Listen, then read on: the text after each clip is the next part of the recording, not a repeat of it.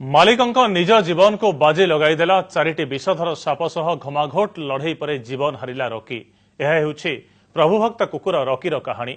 Rocky हेउछि डोगरम्यान प्रजातिर कुकुर। गजपति जिला Rayagada block सेवकपुर गांव घटना एवं चर्चार विषय।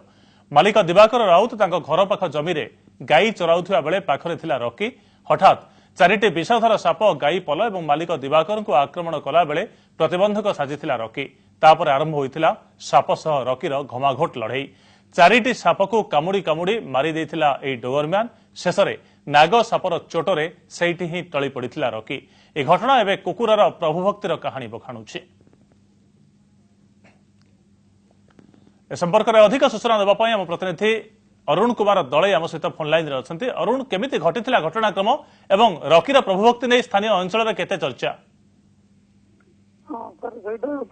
रायगढ़ गजपति जिला रायगढ़ ब्लॉक सेवकपुर ग्रामर दिवाकर राउत गाई चोरुवा बेले घर पाख जमी कुकुर टी नहीं जाते गाई को गोटे साप आक्रमण करने आसला बेले कुकुरटा आक्रमण करथिला।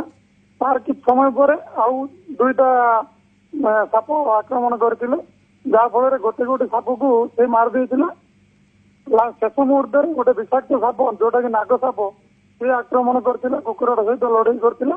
एतिके बेले दी जण लड़ई रे कुकुर मरि जाइथिला, साप भी मरि जाइथिला। अशोक, ए चारिटी सापरु केवल गोटे ही विषधर साप थिला स्पष्ट होइछि कि? आज्ञा आज्ञा गोटे ही नाग साप, अन्य दुईटी धामण साप थिला आ गोटे दुधियाली साप थिला। ये गोटे विषधर साप थिला नाग साप। तो रॉकीर प्रभुभक्ति एवं प्रभु तंकर संपत्ति को बंचाइबा पई जाई जीवन दबा स्थानीय लोके केते बाहबा करूछंती कुकुरटर प्रभुभक्ति को?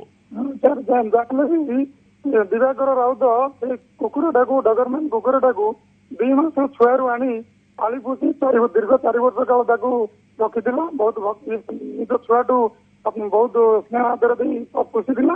आज लड़ई रे तार जीवन जीवा द्वारा तार टोटाली समस्त ग्रामवासी बहुत दुख भांगी पड़ती। खबरटा अंचल भी चर्चार विषय पलटि। बहुत बहुत धन्यवाद अशोक।